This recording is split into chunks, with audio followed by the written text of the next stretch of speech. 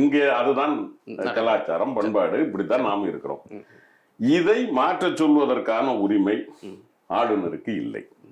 நாடாளுமன்றத்தில் அப்படி தொடங்குறாங்களே அப்படிலாம் சொன்னாலும் கூட அதை சொல்லக்கூடிய உரிமை அவருக்கு இல்லைங்கிறீங்க. நாடாளுமன்றத்தில் துவங்கி நடந்து கொண்டிருக்கிற இத்தனை 40 வருஷமா நம்மளும் அப்படித்தானே போயிருக்கோம்.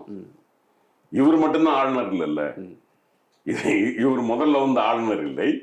இன்றைக்குத்தான் முதல் முறையாக நாம் தமிழ் தாய் வாழ்த்தை அறிமுகப்படுத்தவில்லை. இது 40 ஆண்டு காலம், ஏறத்தாழ 25 50 ஆண்டு காலம் சொல்ல போனா நாம் இப்படித்தான் இருக்கிறோம். எந்த அரசு வந்தாலும் இப்படித்தான் இருந்திருக்கிறது. ஆளுநருக்கு என்ன வேண்டி இருக்கிறது?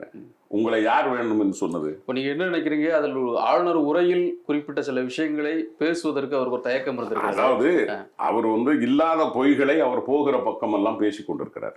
இந்த அரசை பற்றி குறை பேசிக் கொண்டு தெரிகிறார். ஆனால் அது அனைத்தும் பொய் என்று நாட்டு மக்களுக்கு தெரிகிறது. இப்பொழுது அதற்கு நேர்மாறாக உண்மையை அவர் வாசிக்க வேண்டிய கட்டாயம் வருகிறது.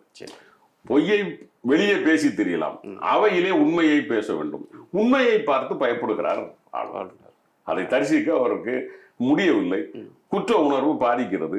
இங்கிருந்து ஓடிவிட்டார். அதற்கு ஒரு காரணம், எப்பொழுதுமே இந்த பொய்யான தேசியவாதிகள் எங்கே போனாலும் கடைசியாக கொண்டு வந்து கட்டமைப்பது தேசியவாதத்தில் தான் கொண்டு கட்டமைப்பார்கள்.